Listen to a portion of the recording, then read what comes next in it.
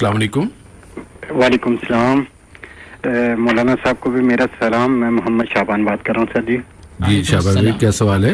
मेरा सवाल ये है कि मैंने ये वजाहत चाहनी थी कि ये जो कुर्बानी के सिलसिले में जो ऑस्ट्रेलियन बकरे यहाँ पे आते हैं दोहा में ख़ास तौर पे जी, कुछ कहते हैं कि इनकी कुर्बानी हो जाती है, कुछ कहते हैं नहीं।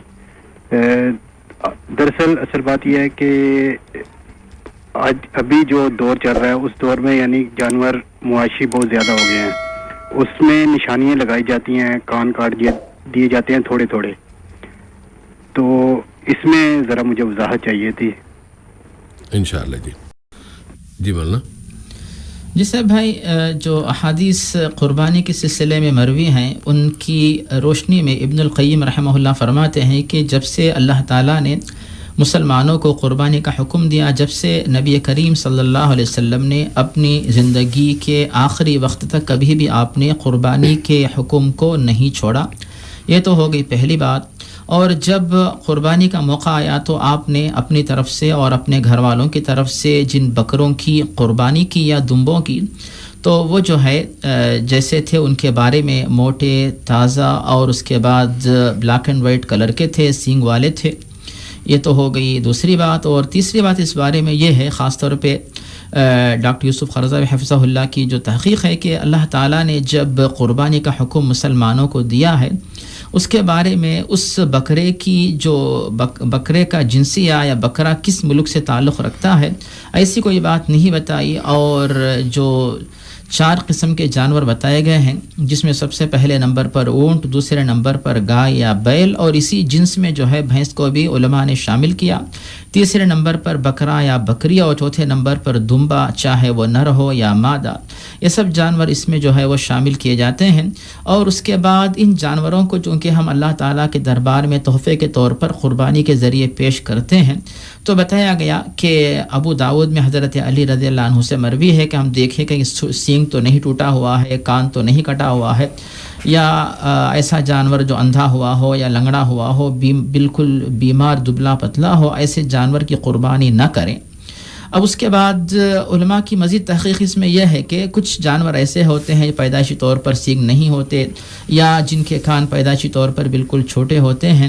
और मज़ीद एक, अगर किसी जानवर का कान भी कटा हुआ हो, उसके बावजूद इब्न उसीमिन रहमहुल्लाह फरमाते हैं कि क़ुरबानी हो जाती है। या और बात है कि पसंदीदा नहीं है, लेकिन क़ुरबानी होती है। और कुछ लोग सिर्फ निशानी के तौर पर कि हर एक ग्रुप का एक अलग अलग जानवर होता है, उस सिलसिले में कान काटे जाते हैं। गुज़िश्ता दौर में जो कान काटे जाते थे बुतों के लिए, नज़र या मन्नत मानने के लिए, दौर हाजिर में निशानी के लिए आधे से कम मिक़दार में कान काटा जाता है। तो इब्न उसीमिन कहते हैं कि ऐसे जानवर जिनके कान कटे हों उनकी क़ुरबानी बिल्कुल जायज़ है। और मौसूफ़ ने किसी एक मखसूस मुल्क के बारे में दरियाफ़्त किया, उसके बारे में यूसुफ क़रज़ावी हफ़िज़हुल्लाह से पूछा गया। उन्होंने कहा कि दुनिया के किसी भी मुल्क का कोई भी जानवर हो, उसकी क़ुरबानी जो है वो इंशाअल्लाह हो सकती है, बशर्ते कि उसमें क़ुरबानी की जो शराइत हैं वो शराइत पाई जाएँ।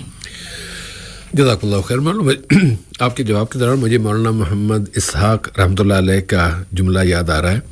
उन्होंने फरमाया कि जब उन्होंने कुर्बानी के जानवरों से मुताल्लिक़ा अहादीस की छान फटक की कि इसमें कौन सी हदीस किस दर्जे पर है, तो उनका जुमला ये था, वो फरमाते हैं कि सिर्फ़ एक हदीस नबी करीम सल्लल्लाहु अलैहि वसल्लम की सही है इस मामले में, बाकी सारी अहादीस ज़ईफ़ हैं। और वो सही हदीस क्या है, उसमें 4 चीज़ें बयान की गई हैं जो मौलाना आपने गुज़श्ता हल्के में वो हदीस बयान भी की थी कि ऐसा जानवर कुर्बानी के लिए ज़िबा ना किया जाए जो लंगड़ा हो, जिसकी टांग टूटी हुई हो, काना हो, बहुत ही नहीफ हो, मरियल बीमार हो, और चौथी शर्त यह है कि वो ऐसा जानवर ना हो कि उसमें गोश्ती ना हो, हड्डियाँ हो, हड्डियों का पंजर बना हुआ हो, वो जानवर को। ये जो 4 सिफात हैं, ये 4 भी कहना चाहिए कि सुक़म है। इनके अलावा अगर किसी जानवर का सींग टूटा हुआ है, कान कटा हुआ है, उसके लिए हराम नहीं कह सकते। वो जो 4 जो हैं वो उनको हराम कह सकते हैं, लेकिन इसके लिए सींग टूटा हुआ है, आप अच्छा नहीं लग रहा, ना करें। लेकिन ये ना कहें कि ये जायज़ नहीं है या ये कुर्बानी नहीं हो जाएगी कुर्बानी। कान कटा हुआ है, कुर्बानी हो जाएगी, क्योंकि نبی کریم صلی اللہ علیہ وسلم کی صحیح احادیث میں یا صحیح حدیث میں صرف جو 4 چیزیں بیان کی گئی ہیں یہ اس سے الگ ہے. اس لیے پسند ہونا نہ ہونا یہ ایک الگ بات ہے، لیکن یہ فتویٰ دے دینا کہ یہ قربانی ہوگی نہیں، جائز نہیں ہوگی، یا یہ کہ یہ حرام ہو جائے گا، یہ غلط بات ہو جائے گی. یہ اپنی طرف سے یا اپنے خیال کو نبی کریم صلی اللہ علیہ وسلم کی یا اسلام کی ایک شرط کے طور پر پیش کر دینا، اس کا اختیار مسلمانوں کو، کسی بھی مسلمان کو نہیں دیا گیا ہے. جزاکم اللہ خیر مولانا.